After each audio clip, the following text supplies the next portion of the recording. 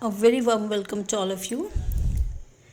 Today we are going to discuss on MCQs on Chapter 2 General Auditing Principles and Auditor's Responsibilities. Welcome to my channel CA Academy, and today we are going to discuss on the MCQs on topics SA 240, SA 250, SA 260, SA 299, SA 402 and SA 230. इस सब ऐसे पे आज हम MCQs discuss करेंगे. Right, let's begin without wasting time. Okay, so first we start off with SA 240. Question number 1, SA 240, the auditor's responsibilities relating to fraud in an audit of financial statements primarily focuses on A. I have already marked the answers here, so it will be easy for you to remember as well as understand, but we will study the 4 points also. Okay, identifying and assessing the risk of material misstatements due to fraud. B. Ensuring compliance with tax regulations. C. Reviewing internal control procedures. D. Assessing the accuracy of financial projections. The answer will be identifying and assessing the risks of material misstatement due to fraud. So as per SA 240, the auditors का जो main responsibility है related to fraud in audit of financial statements क्या है? Primary focus है identify करना है risk कहाँ पे है मेटेरियल मिसस्टेटमेंट का ड्यू टू फ्रॉड के लिए, and assess the risk, how much risk it is and how it is done. Right. Question number 2, according to SA 240, what is the responsibility of the auditor regarding fraud detection in an audit of financial statements? Right. A. Guaranteeing the absence of fraud in the financial statements. Do they guarantee कि यहाँ पे financial statements में fraud नहीं है? Providing assurance that all fraudulent activities will be identified. Third, designing procedures to obtain reasonable assurance of detecting material misstatements due to fraud. And D. Relying solely on management's assertions regarding fraud prevention. Management जो बोल रही है assertions, हाँ, we have taken up procedures which is going to prevent the fraud. No. So the answer will be designing the procedures. So SA 240 is saying the responsibility क्या है auditor का fraud in regarding fraud detection in an audit of financial statements. Designing the procedures to obtain reasonable assurance कि ऐसे procedure वो करेंगे जिसके द्वारा वो क्या कर सकेंगे, they can obtain the reasonable assurance of detecting the material misstatements due to fraud.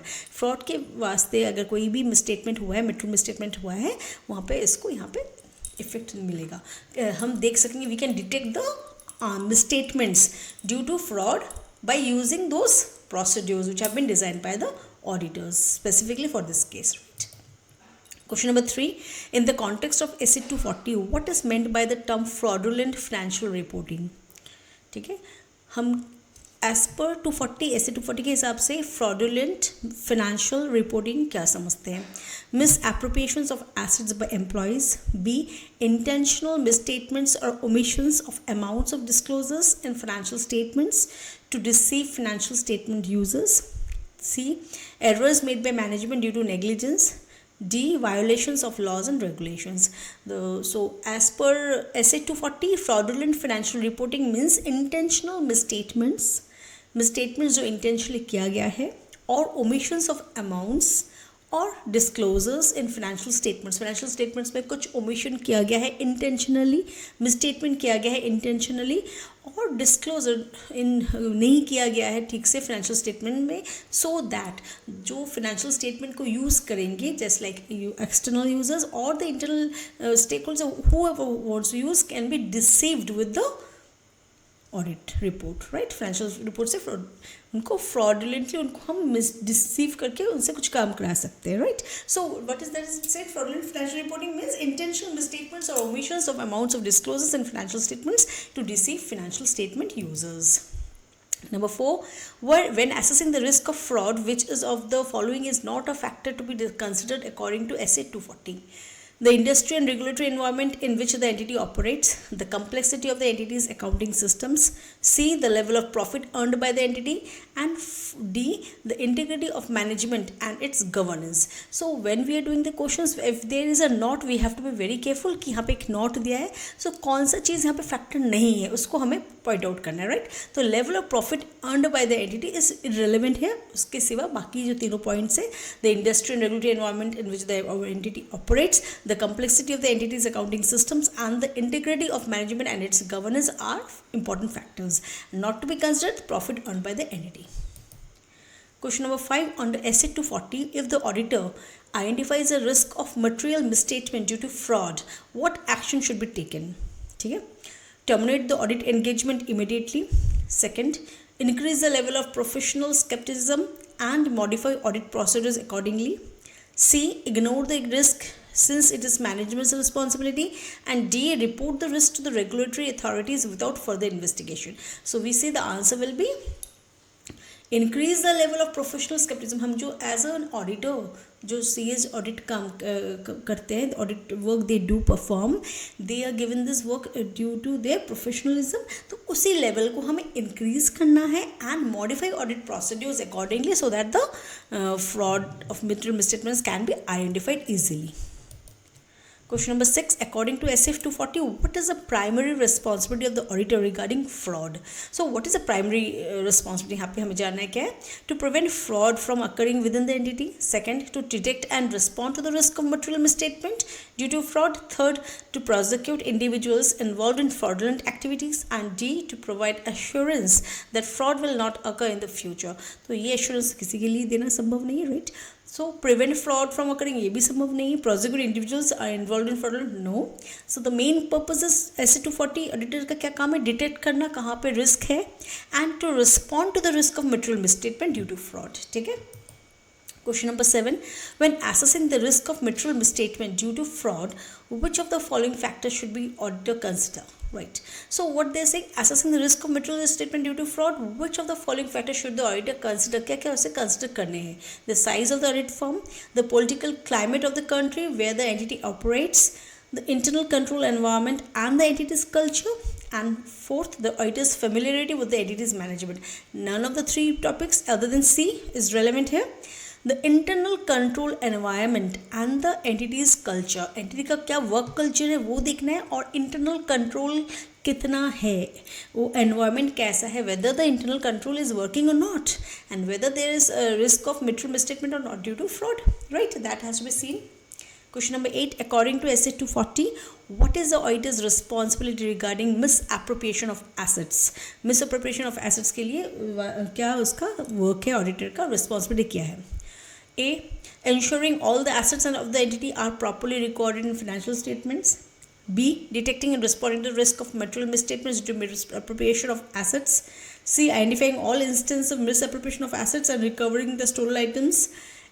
Advising management on the best practice of asset management. 9, neither will they advise the management, neither will they recover the stolen items, और entity कुछ चोरी नहीं होगा या record गलती नहीं होगा, ये भी उनका काम नहीं है. Only the work of them is to detect कहाँ पे मिस्टेक हो सका है या हो रहा है, उसको डिटेक्ट करना और उसको रिस्पॉन्ड करना. जिसको मटेरियल मिसस्टेटमेंट हुआ है due to misappropriation of assets, assets को मिस एप्रोप्रिएट करके दिखाया गया है, right.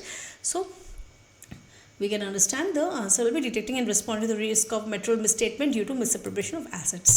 Question number 9, in the context of essay 240, what is meant by the term professional skepticism? ठीक है, इसको हमें समझना बहुत ज़रूरी है. ठीक है, doubting the integrity of management without evidence. ठीक है. B, approaching the audit with a questioning mindset and a critical assessment of audit evidence.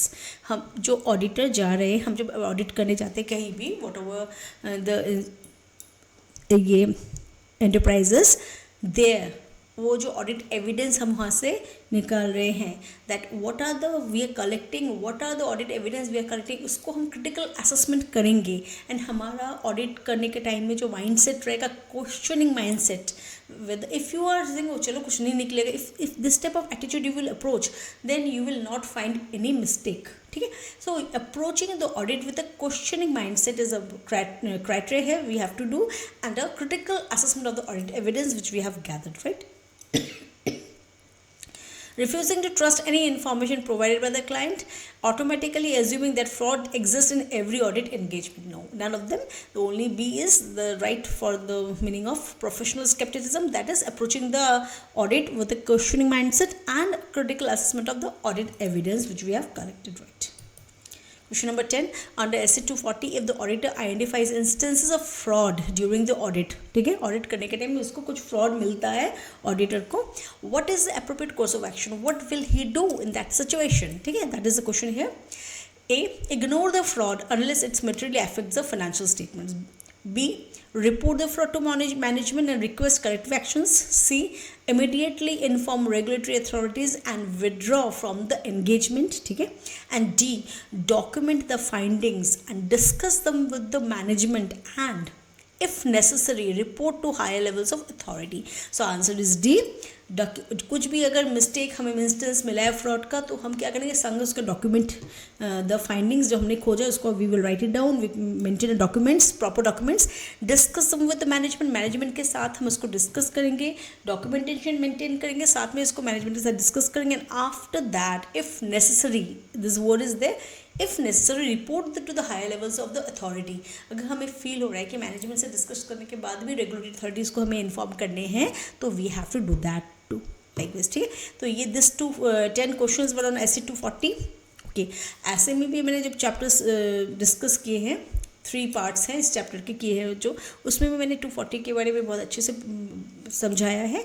And these I think after doing this questions I think it will be more clear to you, right. Like this you can go, if you have not seen those videos, you go back and see those videos also. I will be giving the links below this only, ठीक है. We next we will do essay 250, ठीक है. So what does essay 250 says? Essay 250, consideration of laws and regulations in an audit of financial statements, ठीक है. What does it primarily focuses on? Assessing the risk of material misstatements due to fraud. B, identifying and responding to non-compliance with laws and regulations. C, reviewing the entity's internal control environment. D, ensuring compliance with accounting standards, ठीक है. तो main क्या है, essay 250 mainly speaks about what? Consideration of the laws and regulations in an audit of financial statements, ठीक है. तो what is the main thing? Identifying and responding to non-compliance with laws and regulations is the main focus here.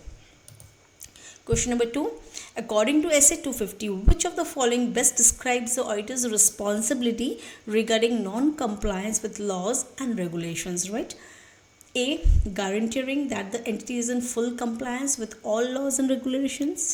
B, identifying instances of non-compliance and considering their effect on the financial statements, ठीक है. C, assisting management in circumventing legal requirements. D, ignoring non-compliance issues to maintain a good relationship with the client, right.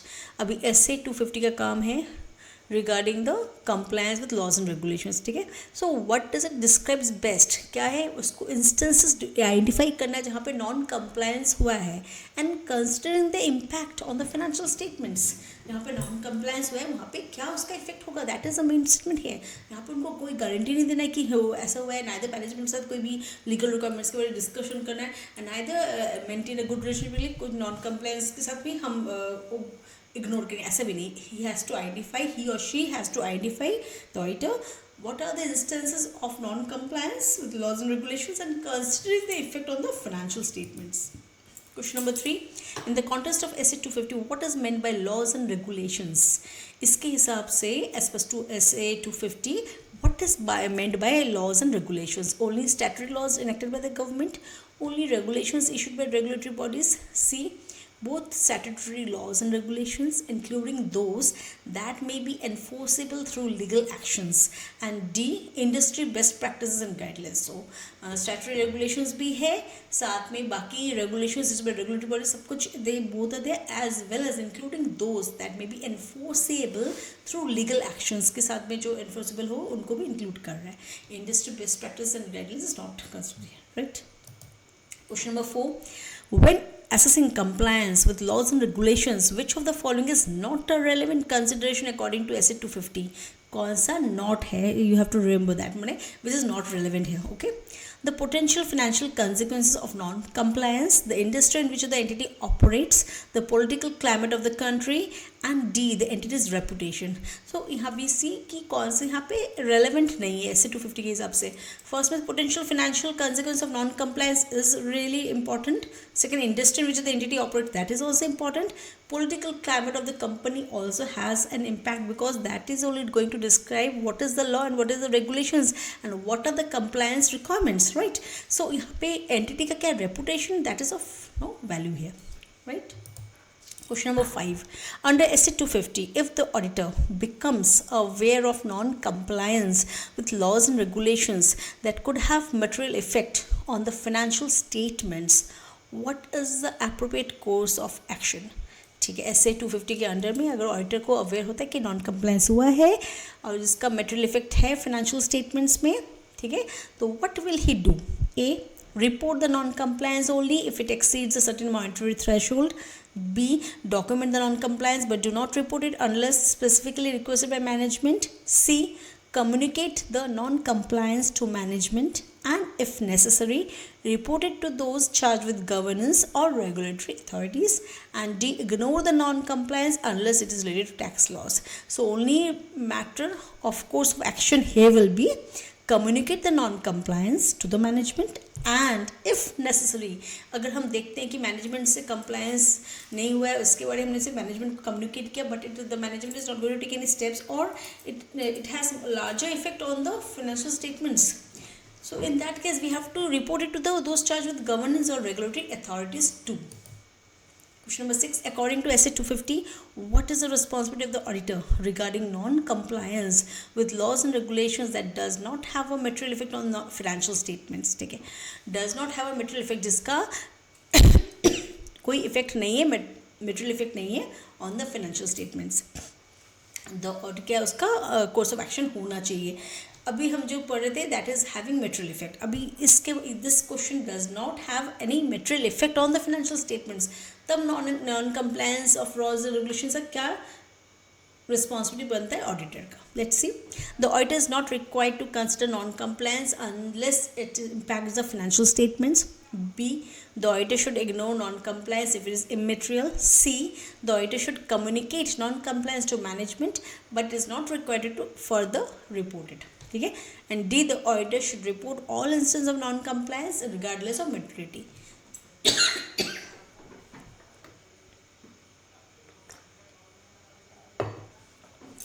The auditor, the answer will be the auditor should communicate non-compliance to management. Here only his work ends. इसको और further इसको report करने की ज़रूरत नहीं है. ठीक है. So here the purpose is solved. Question number 7. When considering laws and regulations in an audit, which of the following should be the auditor primarily focus on? A, laws and regulations related to environmental sustainability. B, laws and regulations relevant to financial reporting and the preparation of financial statements. C, laws and regulations applicable to employees' safety. And D, laws and regulations related to marketing and advertising. So laws and regulations about marketing, advertising, employee safety, sustainability, these are not focused. The focus is on the relevant to financial reporting and preparation of financial statements. जो financial statements पे effect आने वाला लाने वाला है जो laws and regulations उनके बारे ही relevancy यहाँ पे है. ठीक है. In the context of SC 250, what is meant by non-compliance with laws and regulations? A, any instance where the entity's actions do not align with industry best practice. B, failure to comply with contractual agreements. C, actions that are illegal or against statutory requirements or regulations. And D, minor infractions that do not have a significant impact on the entity. So यहाँ पे question क्या था in the context of कभी भी हम questions करेंगे तो MCQs के मेन है you have to read the question slowly and understand what it is actually asking you. ठीक है. आप मीनिंग को पहले समझो फिर उसका आंसर निकालो. Right. In this context SC 250 what is meant by non compliance of rules and regulations. Non compliance क्या समझ आ रहा है? एक्शंस दैट आर इलीगल और अगेंस्ट स्टैट्यूटरी रिक्वायरमेंट्स और regulations. So answer is this. According to SA 250, what should be the auditor do if they encounter suspected non-compliance during the audit engagement?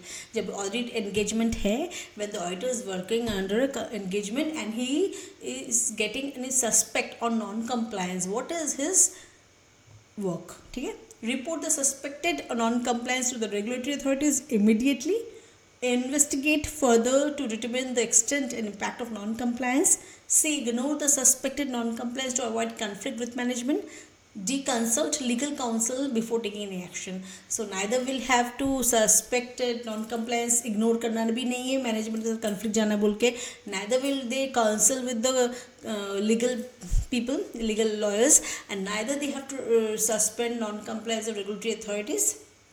उनको क्या करना है, they have to investigate further, investigation further करने हैं जानने के लिए extent and impact of non compliance, right, किस लिए किया गया है और कितना अमाउंट तक उसका effect on the non compliance का on the financial reporting and the financial statement of the entity, right. So this is the work here. Under SA 250, what is the auditor's responsibility if management refuses to take appropriate action regarding identified non-compliance? Okay. Under SA 250, what is the auditor's responsibility if management refuses to take appropriate action regarding identified non-compliance?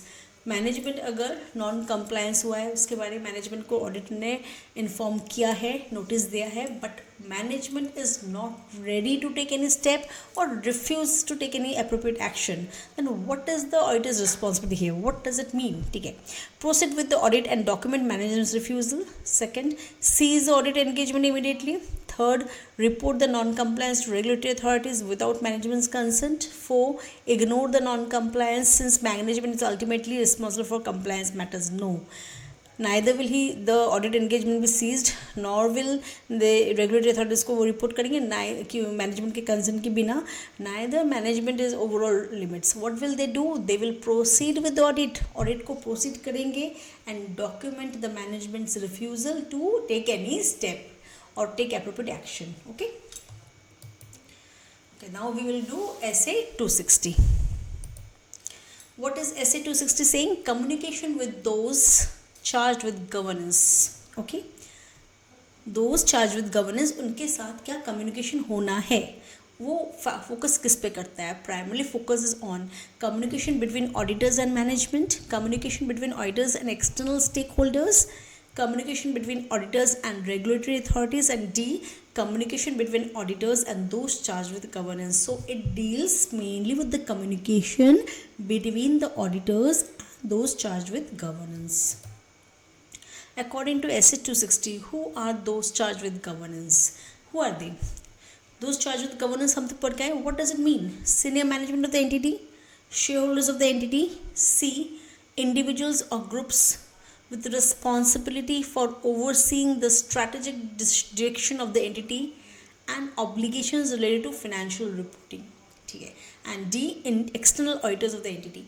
Neither the external auditors of the entity, neither the shareholders of the entity, nor the senior management of the entity. Who are those charged with the governance? Those individuals or groups who have been given the responsibility for overseeing, देखने के लिए strategic decision जो entity का लिया जाएगा उसको देखने के लिए जिन पे रिस्पॉन्सिबिलिटी दिया गया है, those individuals and groups who are responsible for overseeing the strategic decision of the entity, direction of the entity, किस एंटिटी कौन से डायरेक्शन में जाएगा, and obligations related to financial reporting. अगर कोई भी ऑब्लिगेशंस अराइज होता है फाइनेंशियल रिपोर्टिंग के लिए तो वो they will be obliged, they will be have to pay for it or they have to bear the obligations if it is not done in a proper way. ठीक है.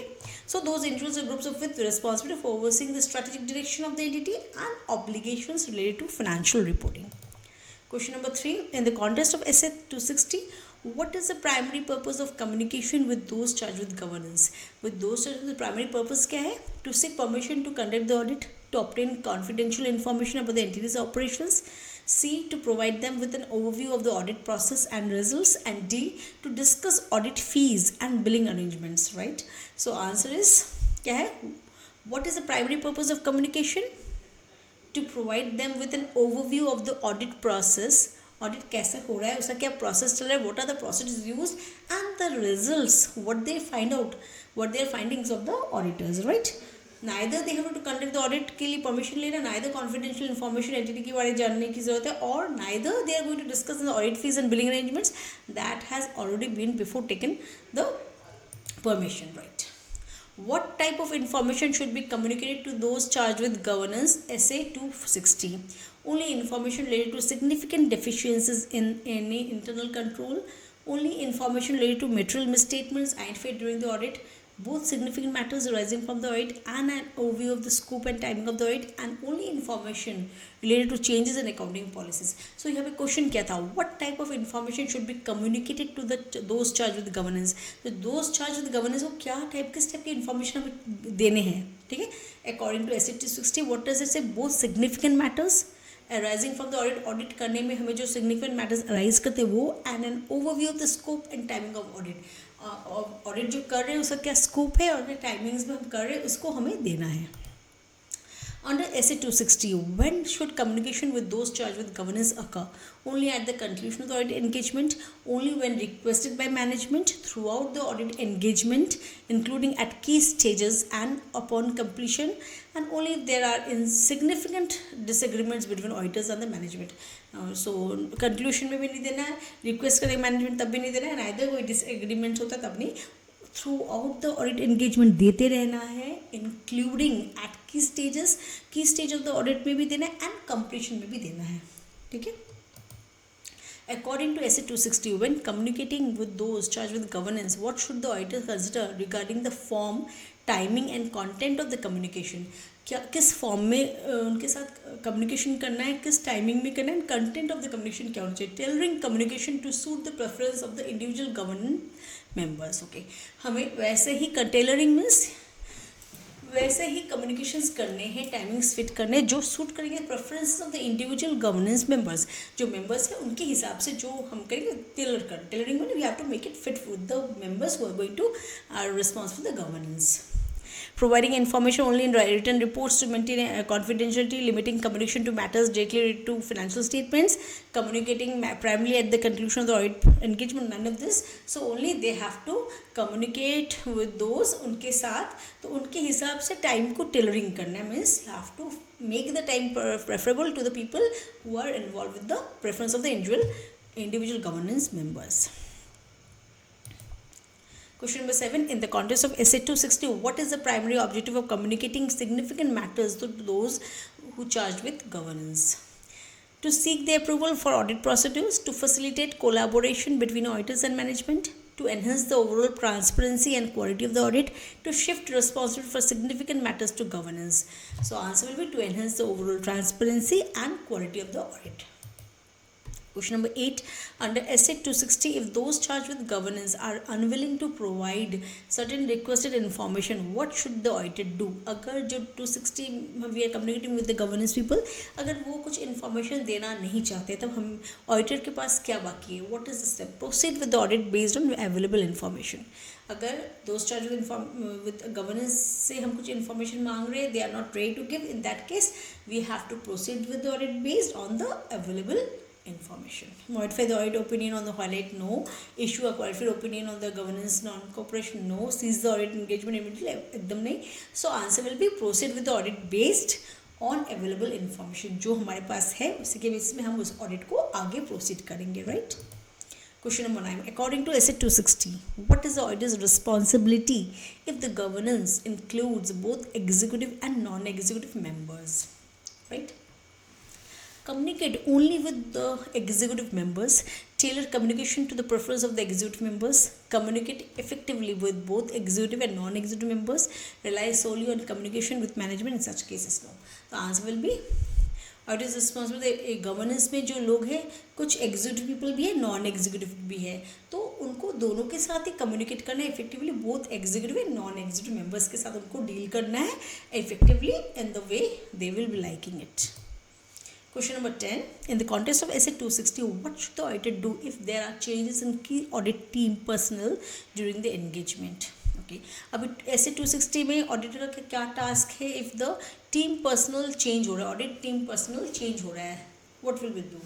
notify those charged with governance only if the change impact audit fees, discuss the change with management but no communication is necessary with governance, promptly communicate significant changes to those charged with governance, wait until the conclusion of the engagement to inform governance about personal changes. अभी जो audit team है, जो लोग audit का काम करे, वो personal team वो चेंज हो रहा है, तो इन दैट केस क्या करना है, promptly we have to communicate significant changes, जो चेंजेस हुए, जो आ रहे हैं, जो निकल रहे हैं इस टीम से और जो इंक्लूड हो रहे हैं उनके बारे में इंफॉर्मेशन देना है with those charge with governance. So this ends with essay 260. Then we are going to do essay 299. What does essay 299 says? Essay 299 is the responsibility of joint auditors, primarily deals with what is the responsibility of joint auditors. क्या बोल रहा है? Responsibility of the lead auditor in group engagement, responsibilities of the auditor in the audit of internal control over financial reporting. C, responsibilities of auditors when forming an opinion on financial statements, and responsibility of auditors when dealing with related parties. Okay, so responsibilities of joint auditors primarily deal with what? Responsibilities of auditors जब मिलके काम कर रहे हैं when forming an opinion on financial statements. financial statement में information दे जाते हैं लेकिन jointly बहुत सारे auditors काम कर रहे हैं. So their responsibility together. According to essay 299, when multiple auditors are involved in an engagement, what should be established among them? Okay. A clear understanding of each other's roles and responsibilities. B, a competitive environment to enhance audit quality. A mechanism to shift blame in case of errors. An agreement to ignore discrepancies in findings. So all these last जो competitive environment भी नहीं चाहिए, neither कोई भी blame किसी और पे देना है या कोई भी ignore discrepancy दोनों में है तो उसको ignore, ऐसा कुछ नहीं है. Simply a clear understanding of each other's roles and responsibilities. अगर A B C D चार जन कर रहे हैं, multiple auditors are doing the work, so A B C D चारों में अंदर में किसका क्या रोल है and what are the responsibilities of each should be clearly understood between them. ठीक है. Which of the following statement is true regarding the appointment of joint auditors under section under essay 299? Joint auditors must always be from the same audit firm. Joint auditors must have similar levels of expertise and experience. Joint auditors can be appointed at the discretion of the management. Joint auditors must belong to different audit firms. Yes, joint auditors को obviously and always from different firm होना है. ठीक है, एक firm से नहीं होंगे, एक लेवल का एक्सपर्टाइज एंड एक्सपीरियंस ज़रूरत नहीं है, अलग लेवल के एक्सपीरियंस हो सकते हैं एंड जॉइंट मैनेजमेंट का यहाँ पे कोई डिस्कशन नहीं चलता है. तो joint auditors must belong to different firms. In the context of essay 299, what is the primary responsibility of the lead auditor? एक जन lead auditor है, उसका क्या main responsibility है?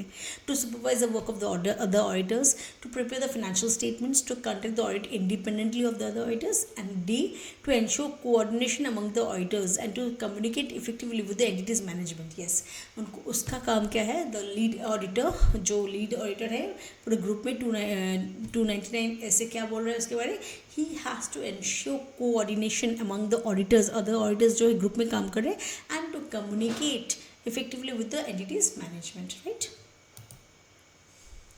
According to essay 299, what should be done if the joint auditors encounter disagreements regarding significant matters? Significant matters पे अगर joint auditors disagree हो रहे हैं तो तब क्या काम होगा? What should be done? The auditors should escalate the matter to the regulatory authority. The lead auditor's opinion should prevail. And C, the auditors should resolve the disagreements promptly and document the resolution. And D, the auditors should withdraw from the engagement. Now, neither will they regulatory authority को inform करना या lead जो auditor जो बोले वो भी ऐसा नहीं है. Auditors should withdraw भी नहीं करेंगे. उनको क्या करना है? They should resolve the disagreements promptly. तबन तुरंत, ठीक है, ख़त्म करना है और उसको डॉक्यूमेंटेशन मेंटेन करना है, वो जो रेजोल्यूशन कैसा हुआ, ठीक है, that have to be documented properly.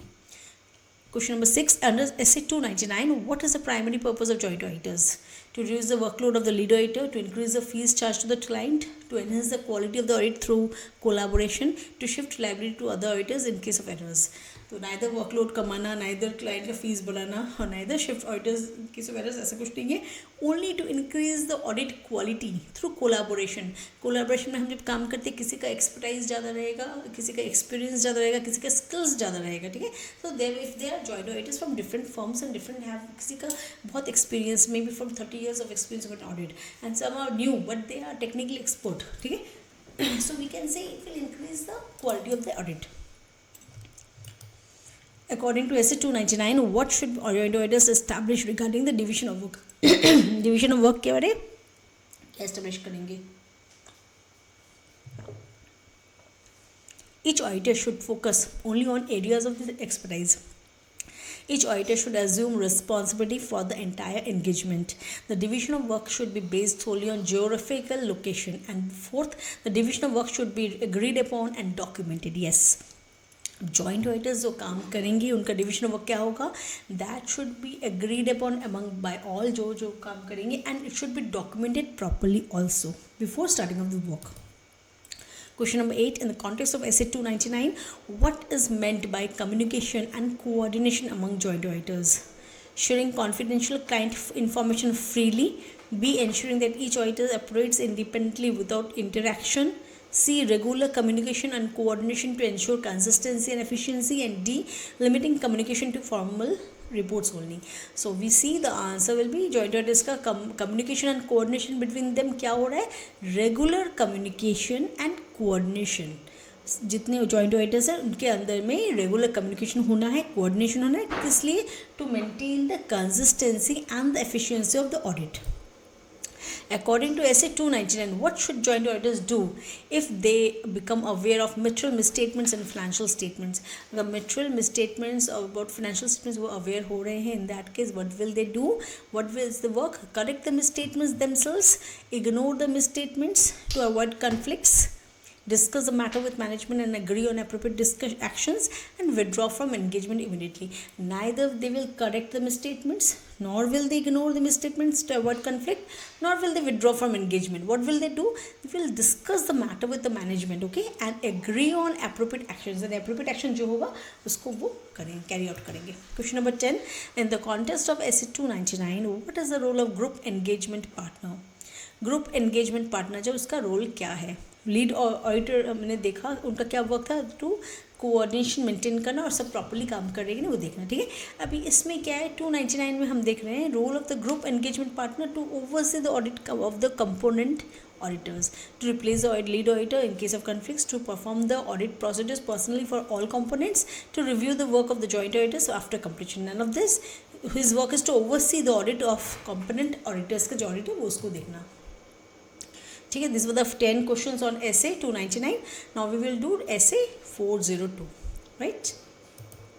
Okay, what does 402? Refers to the context of auditing, sampling considerations, risk assessment and internal control, audit documentation, audit evidence. So essay 402 referred to sampling considerations. Question number 2, which of the following true regarding the issue of use of sampling in auditing as per essay 402? Sampling is mandatory in all audit engagements. Sampling should be avoided wherever possible to ensure accuracy. Sampling should be used judiciously based on auditor's professional judgment. Sampling is only applicable to financial statement audits, not other types of engagements. No, तो हम देखेंगे sampling should be used judiciously, ठीक है, based on the auditor's professional judgement.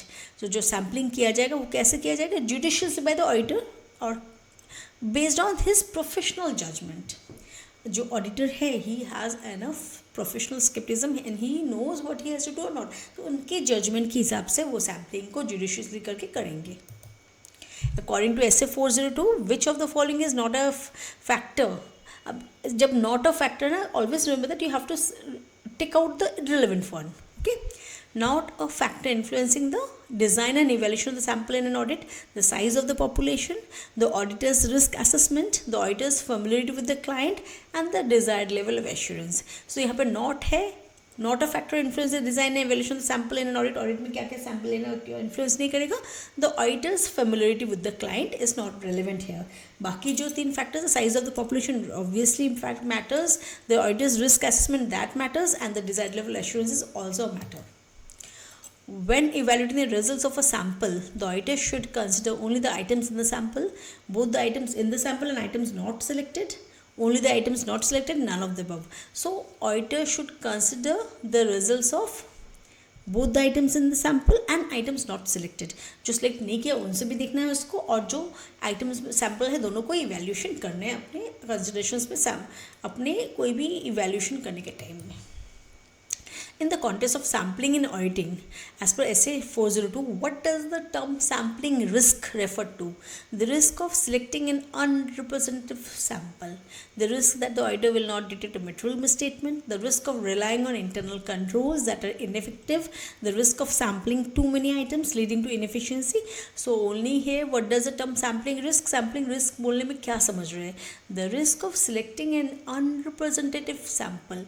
हमारे पास 10 samples है, उसमें से हम 5 उठाएंगे, 3 उठाएंगे, तो वो तीनों भी ऐसा हो सकता है जो हम जिसके लिए ढूंढ रहे हैं उसको रिप्रेजेंट ना करें, जिसको हमने चॉइस किया. मे बी हमें एक फ्रॉड ढूंढना है, मुझे पता है इस 10 में से एक सैम्पल उठा के we will check it, no तीनों में ही फ्रॉड नहीं है, हमने तीनों जो सिलेक्ट किए पार्ट. अभी हम और 4 करेंगे तो उसमें अगर हो तो ठीक है, maybe only the 9th part was faulty, right. So the risk of selecting an unrepresentative sample means sampling risk. Which of the following statement best describes the purpose of sampling in auditing as outlined in SA 402? To examine every transaction in the population thoroughly, to ensure 100% accuracy in the financial statements, to provide a basis for the auditor to draw conclusions about the entire population, and to replace substantive procedures entirely. तो हम देख रहे हैं as per SA 402, what does sampling means? To provide a basis for the auditor to draw conclusions. वो जो sample निकालेगा उस sample से वो चेक करके अपने कंक्लूशंस देगा अबाउट द एंटायर पॉपुलेशन. ठीक है, रैंडमली सिलेक्ट करेगा जो उसको लगता है, वहाँ से जो आंसर आएगा that he will be providing basis for the auditor to draw conclusions about the entire population. According to SA 402, which of the following is not a consideration when determining the sample size for an audit? Materiality, auditor's risk assessment, management's preferences, population size. So materiality does matter. Materiality कोई भी अगर, what does materiality mean? Materiality means something which is going to change the decision of the in users of the information. कोई भी information अगर मिलता है उसके basis में कोई अगर डिसीजन चेंज हो रहा है, दैट इज़ मटेरियल, एंड जो नहीं है that is not immaterial, right. So material does matter. Auditors risk assessment, risk assess कैसे किया वो भी मैटर करता है. Population sizes also matter. So what does not matter is the managements preferences. Question number 8, when evaluating the results of sample, which of the following factors is not relevant? ठीक, कौन से relevant नहीं है? The nature and cause of exceptions, the auditor's opinion on financial statements, the implications of exceptions for the audit opinion, the frequency of exceptions in the sample. So when evaluating the results of a sample, which of the following factor is not relevant? Auditor का क्या opinion है financial statements पे, वो factor नहीं है. The nature and cause of exceptions, exception rule हमको management पे exceptions हमने पढ़े थे, तो वही एक्सेप्शन जो अलग है उसको लेके करना है. तो nature and cause of any exceptions जो है वो, implications of exceptions for audit opinion and a frequency of exceptions in the sample, कितने एक्सेप्शंस है सैम्पल में, तो दोज आर फैक्टर है रेलिवेंट. क्या नहीं है, उस ऑडिटर जो है उसका ओपिनियन के financial statements, that is not relevant है. Question number 9, which of the following best describes the term non-sampling risk in the context of auditing? Non-sampling risk, ठीक है, ये है question. The risk that the sample selected is not representative of the population, the risk that the auditor may fail to recognize material misstatements, the risk associated with ineffective internal controls, the risk of incorrectly rejecting or failing to reject a null hypothesis. So क्या बोल रहे हैं, non sampling risk क्या है? Sampling risk तो हमने किए कि जो रिप्रेजेंट नहीं करेगा. नॉन सैम्पलिंग रिस्क क्या है? The risk that the auditor may fail to recognise material misstatements. Material misstatements वो रिस्क रिकॉग्नाइज करने में फेल हो रहा है. ठीक है. Question number 10, according to SA 402, what should an auditor do if the results of the sample suggest that the population may be materially misstated? अगर जो सैम्पल लिया है ऑडिटर ने एज पर SA 402, वो auditor of the sample suggest the population में भी materially मिस्टेड, population material मिस्टेड, तब क्या करेगा? Stop the audit and report the findings immediately, expand the sample size to confirm the suspicion, perform additional procedures to obtain sufficient appropriate evidence, and ignore the results and proceeds with the audit plan. So ignore भी नहीं करना है, suspicion को confirm, sample size को भी expand नहीं करना है, stop the audit and report the no. What he has to do, he has to perform additional procedures to obtain sufficient appropriate evidence. उसको और भी information gather करने और भी appropriate evidence gather करने, sufficient जो होगा उसके audit करने को, ठीक है, इवेल्यूशन करने में. So perform additional procedures he has to carry out. So we complete with essay 402. Now we will do essay 230. ठीक है, essay 230 says about documentation. Let's see. Essay 230, audit documentation, primarily focuses on, what does it focus? Communicating audit findings to stakeholders, ensuring compliance with tax regulations, documenting the audit procedures performed and evidence obtained, and reviewing the entity's internal control environment. So the answer is documenting the audit procedures. जो audit procedure हमने की उसको document करना, and evidence obtained को documentation properly maintain करना. Question number 2, according to essay 230, what is the objective of audit documentation? To provide evidence of compliance with auditing standards, to create a paper trail of billing purposes, to justify the audit fees charged to the client, and D, to serve as a reference for audit team and to provide evidence of the audit work performed and the conclusions reached. Yes, so objective क्या है documentation करने का? To serve as a reference. एक reference हमारे पास रहेगा audit for the audit team. Audit team के पास एक रेफरेंस रहेगा कि उन्होंने कैसे काम किया. And to provide evidence of audit work perform, उन्होंने जो ऑडिट काम किया है उसका एक एविडेंस रहा. Reference of the audit team and conclusions reached, उन्होंने क्या कंक्लूशंस में आए ऑडिट करके, that also we get from the documentation maintain by the audit, documentation maintain by the auditor as per essay 230. So this is the objective of audit documentation.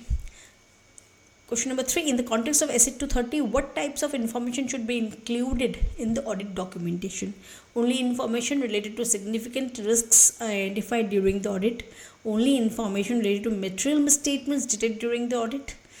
Sufficient information to enable an experienced auditor having no previous connection with the audit to understand nature, timing, extent and results of audit procedures performed, audit evidence obtained, significance of findings or issues arising during the audit, and D, only information related to entities financial performance. So हम देख रहे हैं किस type का information रहना चाहिए audit documentation में. What does it से? सफिशिएंट इंफॉर्मेशन रहना पड़ेगा to enable, what does it, to enable an experienced auditor having no previous connection with the audit. इस ऑडिट जहाँ पे वो कर रहे हैं उनके साथ उसका कोई भी क्लाइंट के साथ कोई भी रिश्ता नहीं था, नाइदर उस ऑडिट उस एंटिटी के साथ कोई भी उसका इंफॉर्मेशन कनेक्शन नहीं था. He can understand to an experienced auditor, he should be a sufficient information, it should be the information be sufficient for the experienced auditor to understand about the nature, किस type का audit हुआ है, timing, extent and result of the audit procedures performed, कैसे audit procedures हुए हैं, कौन से timing में की, क्या सा नेचर हुआ है, एंड ऑडिट एविडेंस ऑब्टेन, क्या ऑडिट एविडेंस ऑब्टेन किया गया है, सिग्निफिकेंस ऑफ द फाइंडिंग्स, क्या क्या जो फाइंडिंग्स उन्होंने निकाले उसका क्या सिग्निफिकेंस है, और द इशूज़ उस ऑडिट में क्या क्या इशूज़ अराइज किया हुआ है. ठीक है. Question number 4, when should an audit documentation be prepared according to essay 230? After the audit report has been issued, concurrently with the performance of audit procedures, at the end of the audit engagement, before the engagement letter is signed. Engagement letter sign होने के आगे नहीं, at the end of the audit engagement एकदम नहीं, and after the audit report has been issued, no. It will be done concurrently, संग संग. ठीक है, जैसे जैसे काम कर रहे हो वैसे वैसे करते रहना है, concurrently with the performance of audit procedures.